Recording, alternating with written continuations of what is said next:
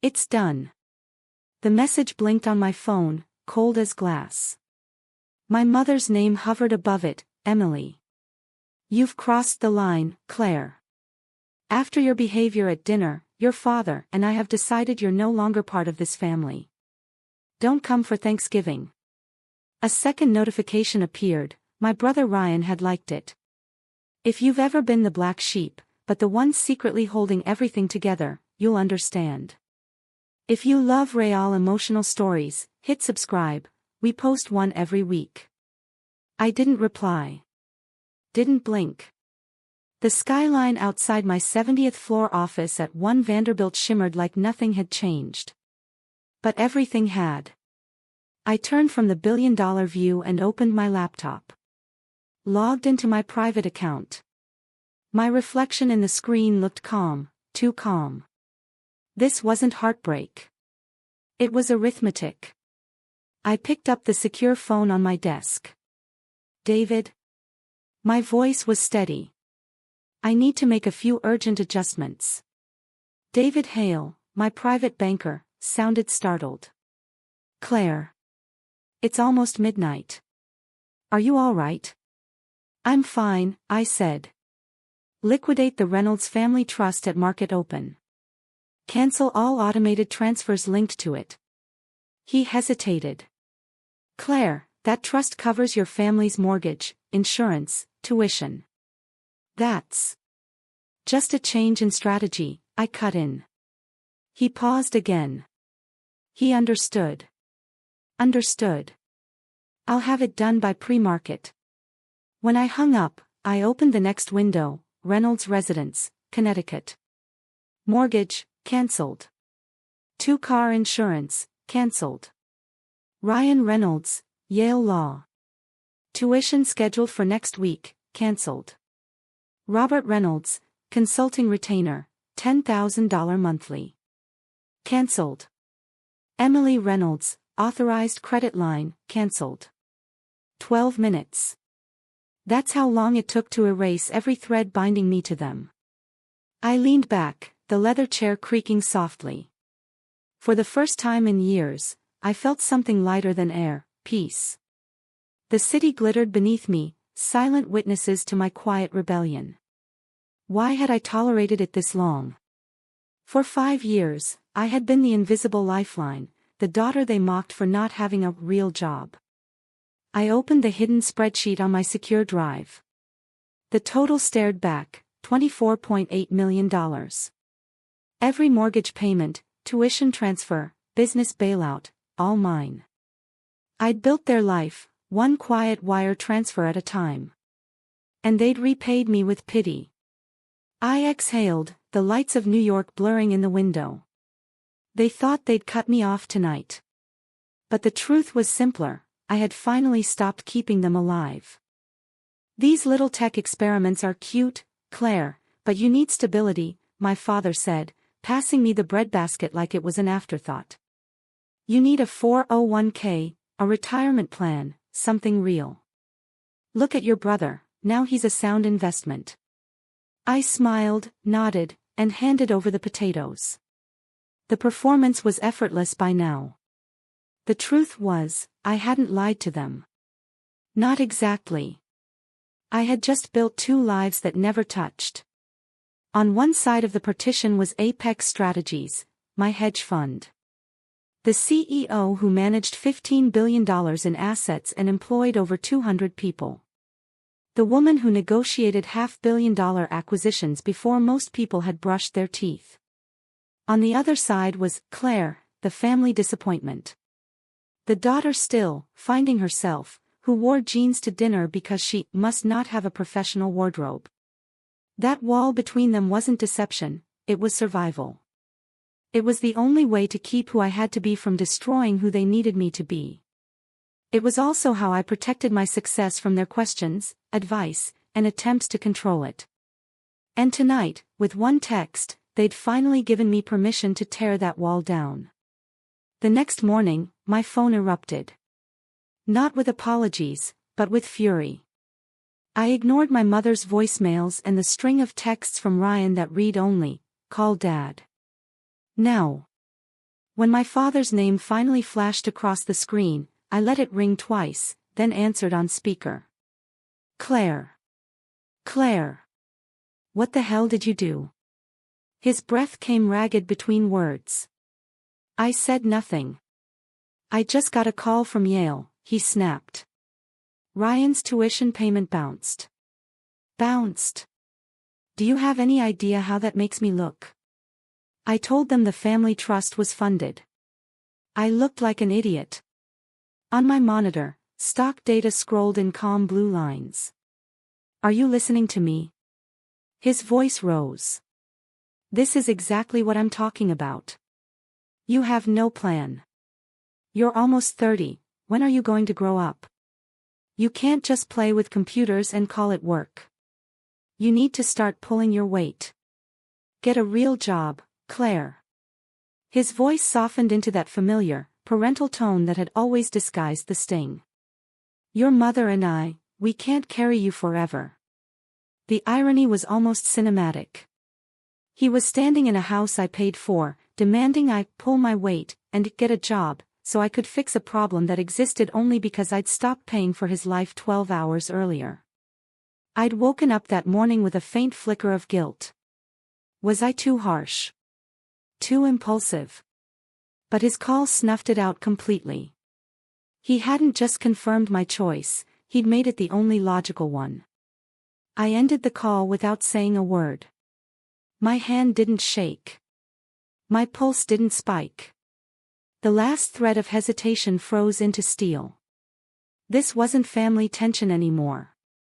It was liability exposure. I called my attorney, Charlotte Vance, a corporate powerhouse who doesn't take personal cases. When I told her what happened, she didn't hesitate. Claire, she said, her tone as precise as a contract clause, this is no longer a family matter. It's financial risk. Your father's reaction shows entitlement.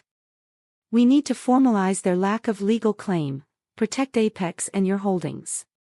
I'll start drafting the paperwork tonight. For the first time, I realized she was right. They hadn't just lost access to my money. They'd lost jurisdiction over my life. The email came through at 1:42 a.m., authorization to proceed with the cease and desist drafts and the official financial separation notices. My cursor hovered over the authorize button. For a second, I hesitated. Was this too much? These were my parents. My brother. That small, aching piece of me, the one that had spent 5 years and $25 million trying to buy their love, still wanted to protect them. Then, like a flash on the screen, a memory surfaced. Christmas. 4 years ago. The Connecticut house was glowing with gold light and the scent of pine. My house, though no one called it that. My father, Robert, stood near the fireplace, glass of red wine raised high. To Ryan, he announced, voice rich with pride. He just got the call. Yale Law. To the Reynolds who'll carry the family legacy. Everyone cheered. My mother, Emily, wiped away tears. I had been glowing too, but for a different reason. That morning, after a 7-hour call, my fund, Apex Strategies, had secured its first institutional investment. $50 million. It was the day I stopped being talented and became undeniable. When the room settled, I smiled. Dad, that's incredible. I actually have some big news too. Apex just landed a $50 million client. He looked at me for half a heartbeat, then chuckled. A short, dismissive sound that hit harder than any insult. He clapped my shoulder. That's great, honey, he said, loud enough for everyone to hear. It's nice you have a little hobby. A hobby. $50 million. The memory cracked apart like ice, but the chill stayed. The flicker of guilt I'd felt earlier vanished completely. They hadn't seen me then. They never had. To them, I was still the charity case with projects. I looked back at the screen. My hand was steady as glass. I clicked authorize, then typed the reply, "Do it. Draw the hard line. Document everything." 2 days passed in a strange calm. The furious messages slowed, then stopped. Silence replaced anger.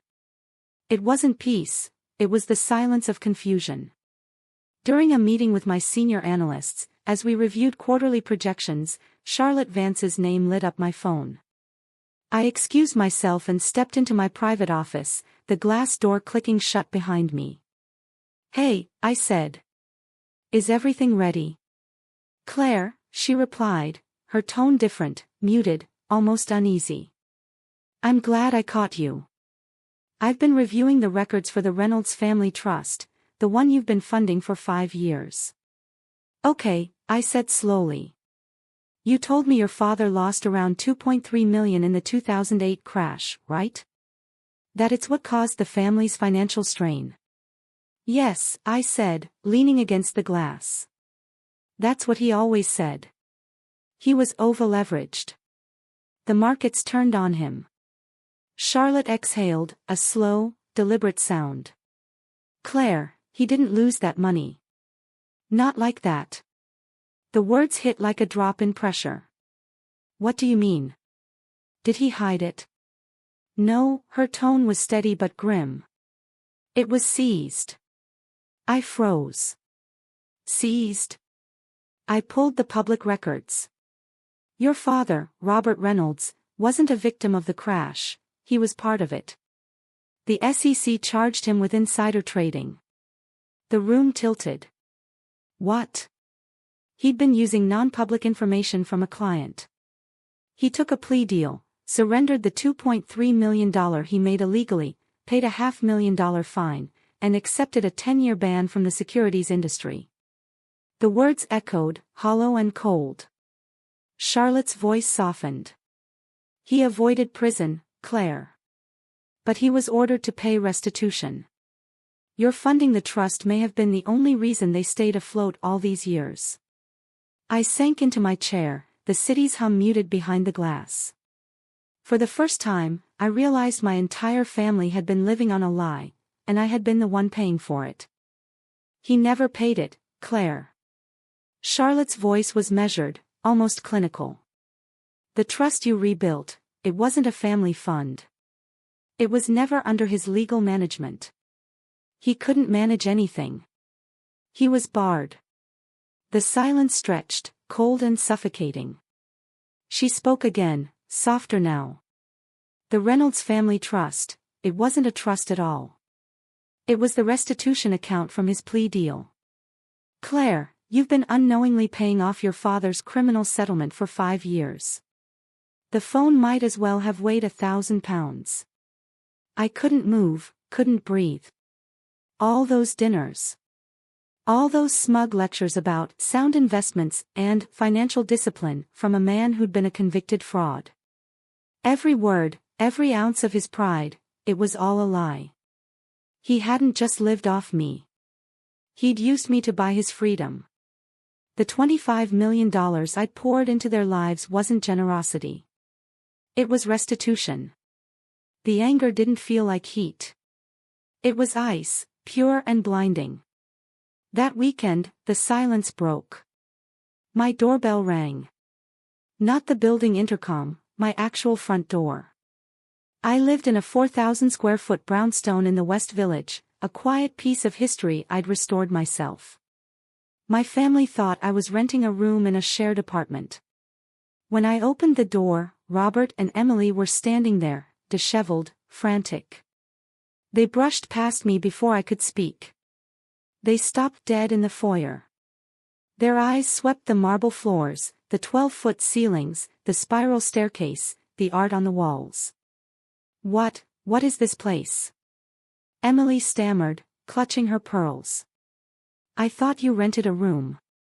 "I own the building," I said flatly. My voice echoed off the stone. Robert barely registered the space. He looked smaller than I'd ever seen him.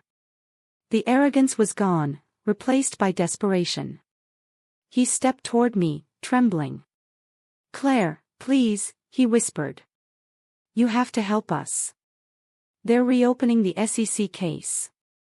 They're saying the restitution's in default. They're threatening to send me to prison. I stared at him, unblinking. I know.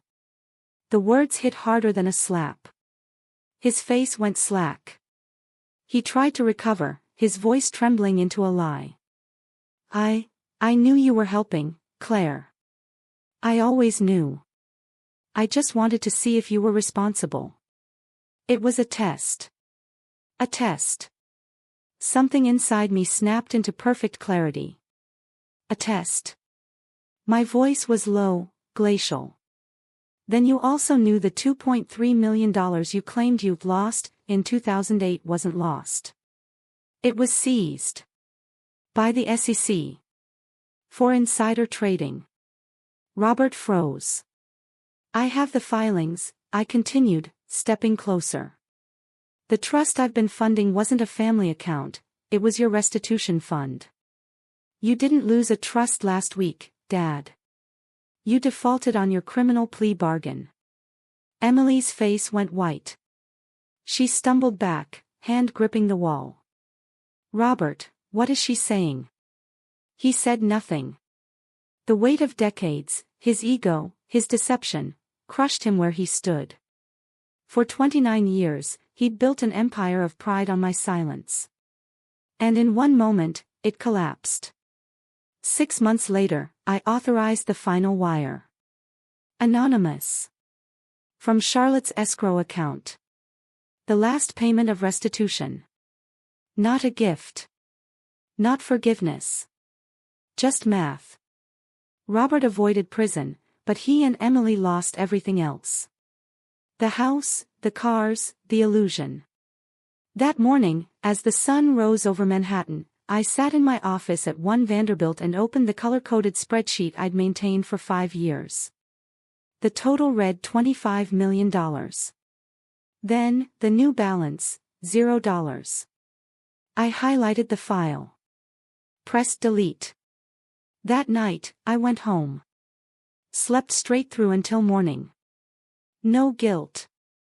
No partitions. Just peace.